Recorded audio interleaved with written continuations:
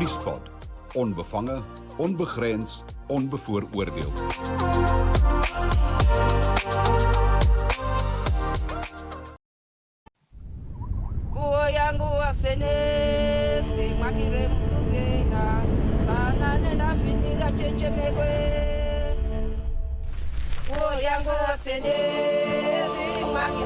Okay, you guys, you ready to go?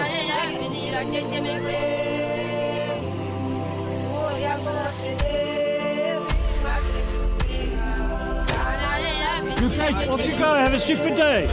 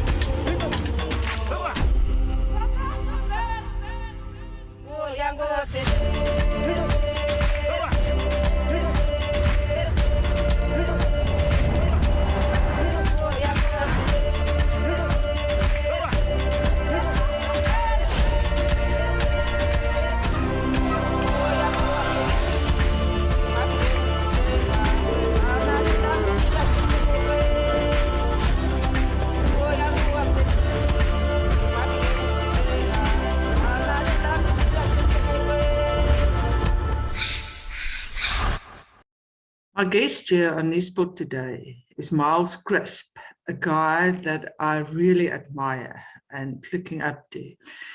He used to be the CEO of big computer companies. These days, it seems he's only cycling and traveling and enjoying life, but he's also very involved with Tour de Tuli, a big cycling event. Miles, thank you so much for joining us here on Nuuspod and making time for me. I think we should start and just tell people about Tour de Tuli and what is it all about. So Tour de Tuli is it's an event, a mountain biking event, but it's different from anything else in the world. Really, it's in an absolute wilderness area across 3 different countries: South Africa, Zimbabwe, and Botswana. And it's in a really remote wilderness area with a lot of game, all the wildlife, including in theory big 5. I mean, there are elephants and all of the other bits and pieces, although we've never on the tour seen leopards and lions and so on, but we know they're there. And we're taking this year, we have 340 guests and just on 60 guides, so almost 400 cyclists and 150 odd volunteers and staff in total. So close to 600 people taken into camps that are erected, special purpose camps erected just for the 1 or 2 nights accommodation each, and then taken down. So it really is an interesting event, and it's done as a fundraiser for children in the wilderness. So all the profits from the event, including Nedbank, who are the main sponsor and foot a large portion of the bill, all of the profits and any cash generated goes into Children in the Wilderness, which is a wonderful charity. It's a foundation of Wilderness Safaris, who's really the other big sponsor and owner of the event. And Children in the Wilderness looks after, over a period of time, thousands of children who live in these areas, go to schools alongside some of the concession areas where Wilderness Safaris operates, and in countries right across Southern Africa and even far afield, like nowadays Congo, Seychelles, Rwanda, and so on. Wherever Wilderness Safaris operates, Children in the Wilderness has a reach and gets into the schools where it runs eco clubs and takes kids into the camps, into the tourism camps, and teaches them about eco-sensitive areas and Conservation and so on. Yeah. So that's what Tour de Tuli is in a nutshell. how and why did you get involved in Tour de Tuli? I mean, Well, there's so I many was a charities. participant. Yeah, I was a participant in the first two Tour de Tulis, Tour de Krugers, back a long time ago. I think it was 5, 6, and 7. Yeah, 2005, 6, and 7.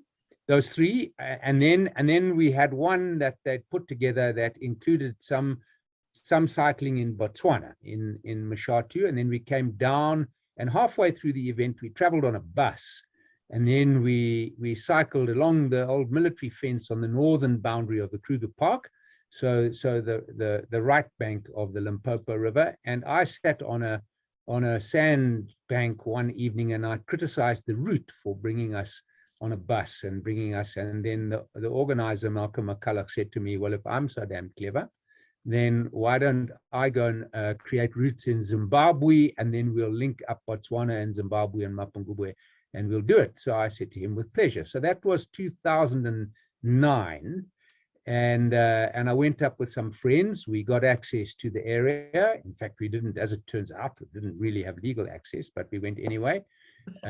We didn't know we were there illegally, and then we did some recce's. We just rode around and we met some of the local people. We met the local ranchers, farmers. We met the local headmen, and we just introduced ourselves as we went along, and we started creating routes.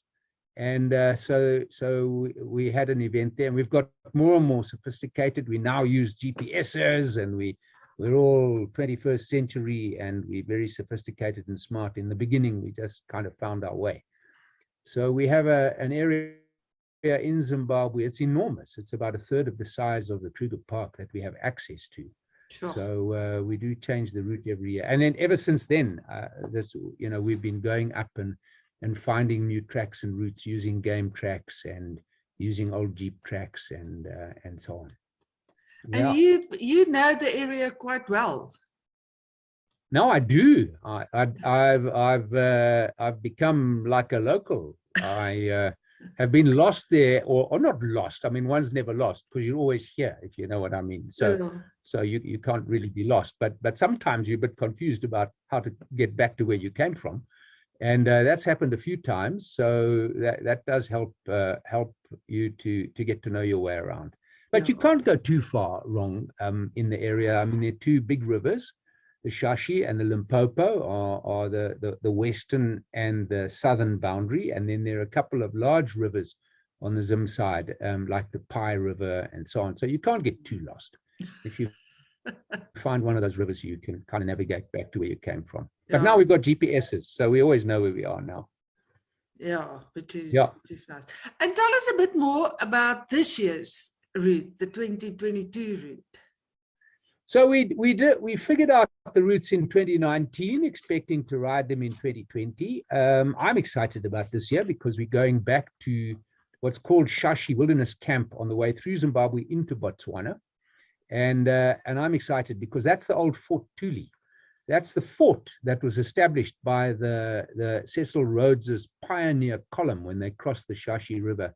They went up through what was Bechuana land. It was a protectorate, and then into what became Southern Rhodesia, and all the negotiations at the time with Lobengula, and then plotted routes up to Fort Salisbury. So we're going to the little, it's not a village anymore, it's really just a settlement with a police station and a conservation office, and but it's got the remnants of an old campsite, and we use that and we house people, and they camp in the bed of the Shashi River, which at that point is about 700 meters wide. So it's a beautiful place, and there's still relics from when it was this fort. Yeah, so that's going to be fun. And then we go across into Botswana, and the Mashatu province of Botswana is an amazing area for game. It's been a game farm for a very long time. It's privately owned, and we get access to all the different properties and set up camp there this year on the Limpopo River. So it's going to be on the banks. It hasn't been on the Limpopo bank for quite a few years now. And so this year is going to be special. There is a lot of water in the Limpopo. So So we're a bit nervous. We hope that all of the cyclists bring their water wings. Yeah, they'll bring their water wings, and then those people bringing e-bikes, we hope they don't get electrocuted. So that'll serve them right.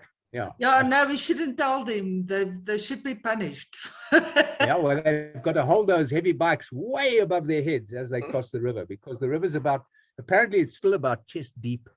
So we're going to, and there are crocodiles. There are lots of crocodiles. So you've just got to splash and make a noise and look big and strong. Yeah. So you might need to go for a crash course in speed swimming or something like that, eh? Yes. Or take your crocodile repellent with you. Yeah. Miles, I always tell people one of the most special parts of Tour de Tuli is where you go over the border posts and you have these little specially set up a border post under trees. Yeah. Especially for and people don't believe me. They're like, how can it be? Yeah. But I think that's one of the main things. Yeah, our volunteers go and fetch the border officials and bring them there, and then they sleep in the camp the night before, and then they're there waiting under the tree with their little stamps and so on, and it's quite a festive occasion. You hand your passport in, and they stamp it, and it's all part of the occasion. It's quite fun. Yeah, I must say that is one of the many special aspects of Tour de Tuli. But Miles, you've always also been a cyclist, and you said the other day to me you're the fittest and the most in shape and form as what you've been in a while. But on a personal level, tell me why cycling and what does it mean to you? Why do you cycle? Yeah. I suppose just started cycling because running was hurting so much. So I got a bicycle about 25 years ago, a mountain bike.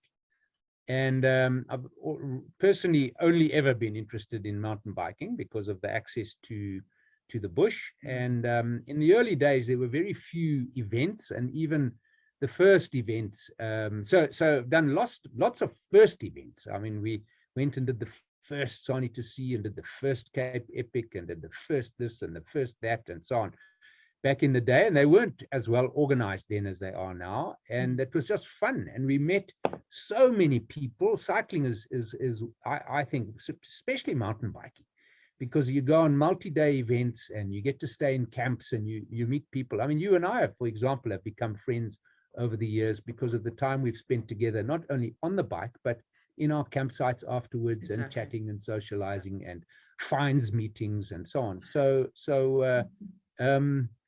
And then mountain biking specifically is just it's a good discipline to keep fit. It's low impact if you don't fall off.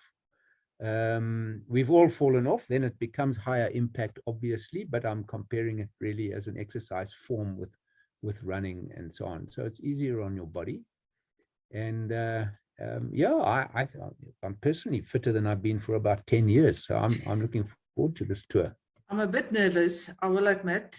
Yeah. But I will not let you intimidate me. No. So you have to start getting fitter when you get older. I mean, that's the other thing with cycling, is you can do it until you're middle-aged. And so I'm hoping to keep doing it until I'm middle-aged. So middle age hasn't come yet. It's well known that middle age starts at 70 now. So the youth, as youngsters, we can keep fit on these bikes, preparing for our middle age. Yeah, absolutely. Good advice. Yeah. So Miles, you just said we met each other at Tour de Tuli. You were my group leader, and this year I actually insisted. I didn't insist, but I begged them, please, I just want to be in Miles's group again because he's such a wonderful leader. But no, honestly, and I'm not only just saying that, but I really wanted to be in your group. But I want to talk about leadership a bit, because I know you've also been the leader and a leader of some very big companies in the country. And I know leadership is something I saw on your LinkedIn the other day. It's something you take serious, and you want to actually pass it over to youngsters. But if we can talk about leadership of South Africa at the moment, do you think we've got a bit of a problem? Oh, yeah. No, we're witnessing some examples of how not to lead every day. I mean, it's just appalling.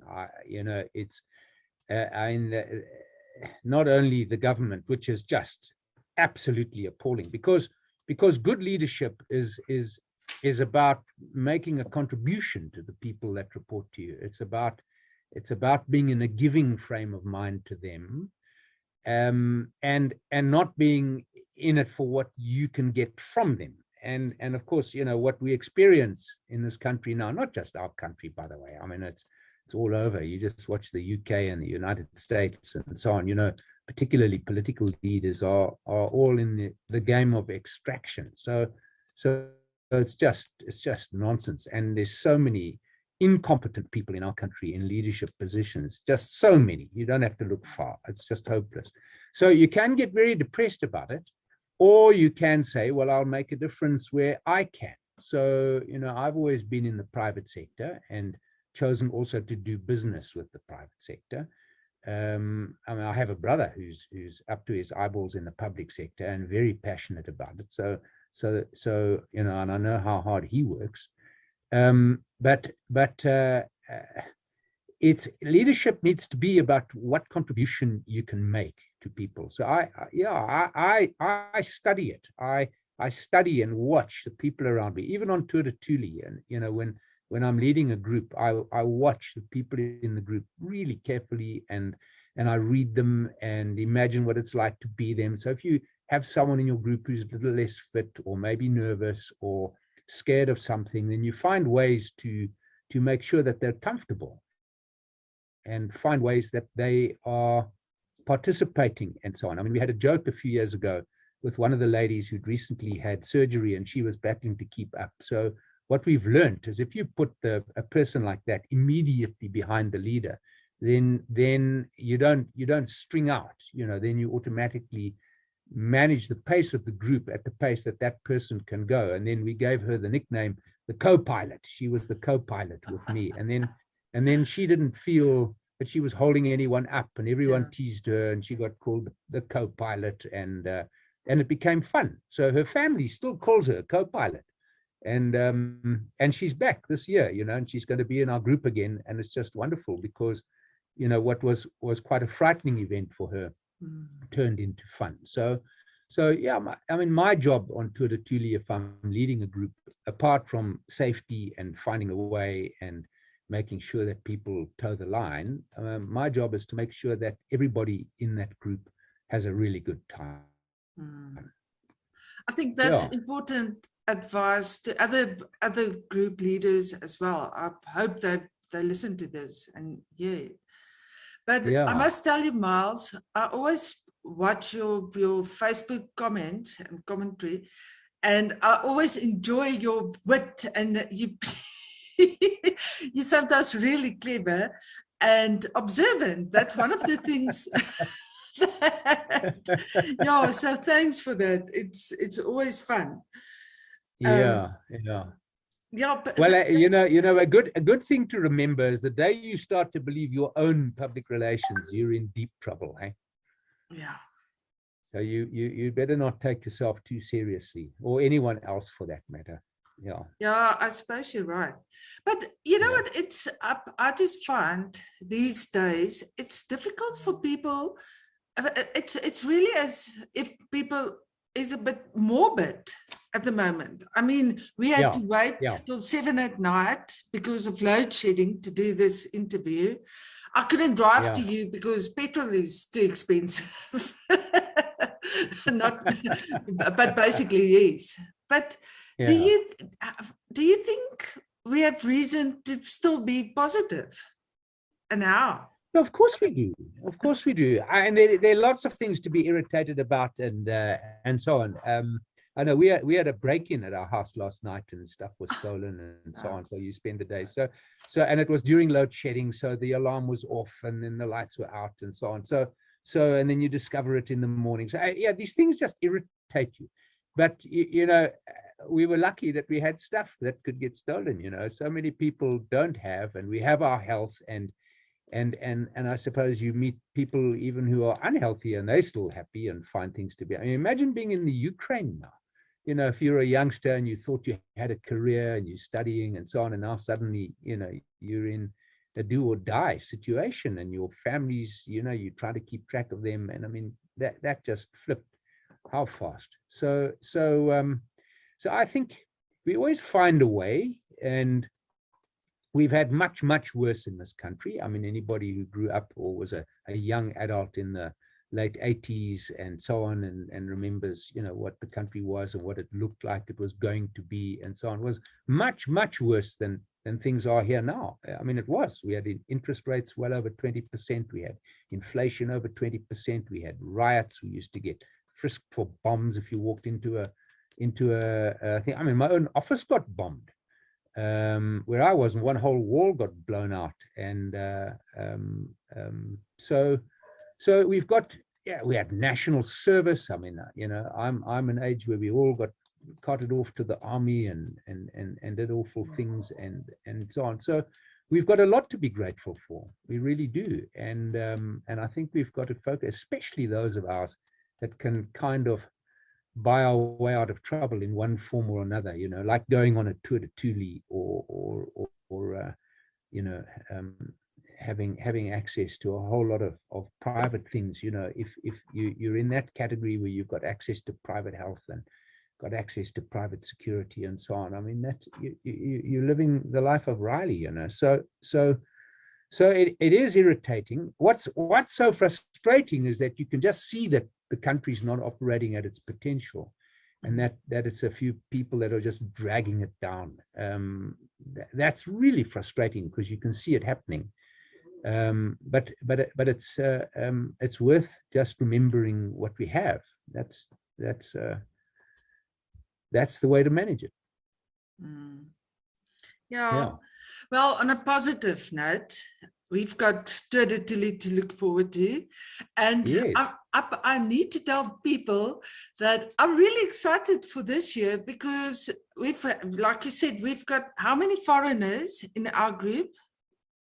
Well, our group alone, we've got 15 foreigners from Europe who've flown out especially, and hired bikes and or bringing their own and tacking holidays on each side of it. And I mean, 10 of the people in our group are personal guests of mine. They're friends. Yeah. And they're all going on holidays, you know, beforehand and so on. So and they love it when they come here. They can't believe our lifestyle. So they don't follow our politics as closely as we do. So otherwise maybe they too. But I mean, they're in Europe and they're worried about Ukraine and they're worried about nuclear war, and they also have petrol prices gone through the roof. And you know, so things aren't all.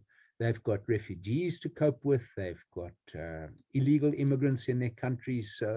So I mean, I read a Business Day article today about a disastrous flight into Schiphol and what it's like to get through that airport, and missed connecting flights. And I had visitors, overseas visitors, come to visit us here on Monday. I had meetings with them, and they were a day late because they missed their flight because of strikes in the airport and so on. So, you know, we like to think we're the only ones with problems. Anyone following United States politics and what's happening with rights to abortion and those kinds of things that they thought were done and dusted, you know, after 50 years, you know, they've got a situation where it's all being peeled back and so on. So everyone's got things to worry about. I mean, you know, we've got a lot of things that go right for us, including our weather, unless you're in Durban, I suppose, and count the floods. I mean, that was pretty bad. It really was, and people lost their lives and homes and took a long time to get the water restored and electricity and so on. I know. But gee whiz, I mean, South Africans are really good at bouncing back. You know, we hear always about the racism that's going on and so on, but I think the idea would be to focus on your own day-to-day interactions with people of different races and so on in the country, and just make sure that you've got a smile on your face and that you greet people and that you are polite to people. And in my own experience, you know, they respond. I mean, in my area, when I cycle past people, I always greet everybody, everybody, pedestrians, other cyclists, and so on. And I never experience anything that's like racist, because I go, well, of course we do from time to time, and things happen, and once some guys threw stones and you get chased and occasionally, but then, you know, change your route, man, go somewhere else. Yeah, normally it's naughty children. It's the ones who's throwing stones. Yeah. Look, security in our country is a concern, and let's not gloss over it. You know, you have to plan your life around security issues. You think twice about where you go, especially at night, and access to your home, and so of course it is. I mean, we can't gloss over these things. It is an issue. But you know, I think we are good at managing those risks, and generally, you know, staying out of harm's way. We're certainly in my sort of circles, we can do it a lot more easily than people who suffer from poverty and have got no access to any form of security. So again, even in this environment, you know, we're very lucky. Yeah.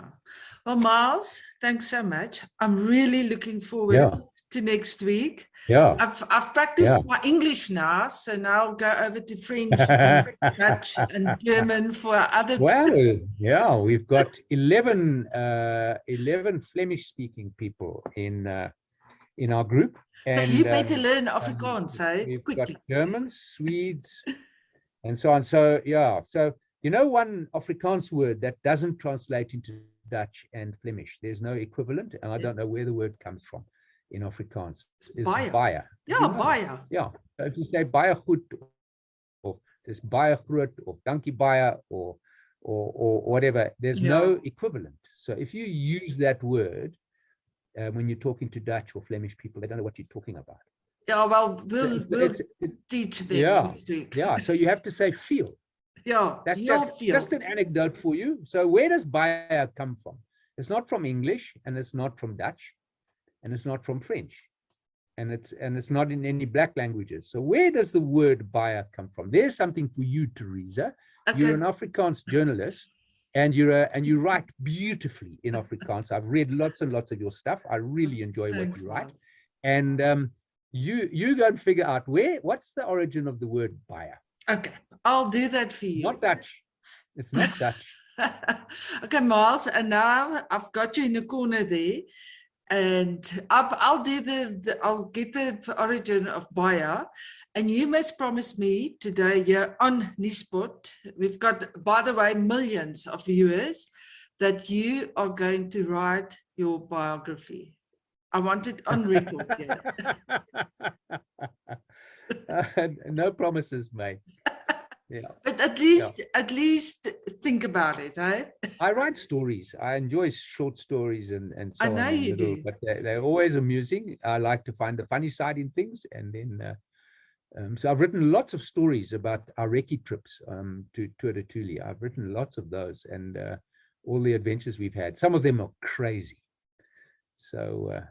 well, I would love to read that, but please, you've got so much to learn, and people can learn from you. So please consider it. Thanks, Okay, Miles. Compliment. And you too. Right, we'll see you at Mapungubwe. Yes, see you soon. Yeah. Thanks. Looking forward to that. Okay. Cheers. Right. Bye-bye. Okay. Bye. Bye-bye.